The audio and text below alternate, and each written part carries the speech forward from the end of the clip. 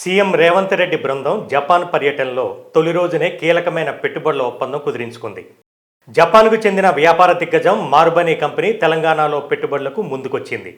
Hyderabad future సిటీలో next generation industrial పార్కును ఏర్పాటు చేసేందుకు మార్బనీ కంపెనీ సంసిద్ధత తెలిపింది. టోక్యోలో ఆ కంపెనీ ప్రతినిధులు ముఖ్యమంత్రి రేవంత్ రెడ్డిని కలుసుకున్నారు. ఇండస్ట్రియల్ పార్క్ ఏర్పాటుకు సంబంధించిన ప్రతిపాదనలు, పెట్టుబడులపై చర్చించారు. దాదాపు 1000 కోట్ల ప్రారంభ పెట్టుబడితో మార్బనీ కంపెనీ ఈ ప్రాజెక్టును చేపట్టనుంది. దశల వారీగా ఫ్యూచర్ సిటీలో 600 ఎకరాల్లో ప్రపంచ స్థాయి నెక్స్ట్ జనరేషన్ ఇండస్ట్రియల్ పార్కును అభివృద్ధి చేసేందుకు ప్రతిపాదనలు తయారు చేసుకుంది. అందుకు సంబంధించిన లెటర్ ఆఫ్ ఇంటెంట్పై ముఖ్యమంత్రి సమక్షంలో ప్రభుత్వ అధికారులు, కంపెనీ ప్రతినిధులు సంతకాలు చేశారు.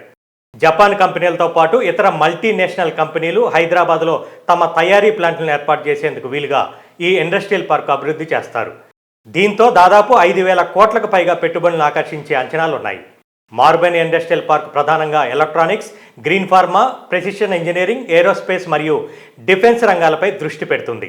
అధునాతన తయారీ రంగాల్లో విదేశీ పెట్టుబడులను ఆకర్షించడంతో పాటు నైపుణ్యం కలిగిన ఉపాధి అవకాశాలను సృష్టించాలనే తెలంగాణ లక్ష్యాలను అనుగుణంగా ఈ ప్రాజెక్టు చేపడతారు. చర్చల సందర్భంగా ముఖ్యమంత్రి రేవంత్ రెడ్డి మాట్లాడుతూ హైదరాబాద్లో కొత్తగా అభివృద్ధి చేస్తున్న ఫ్యూచర్ సిటీకి మార్బనీకి స్వాగతం పలికారు.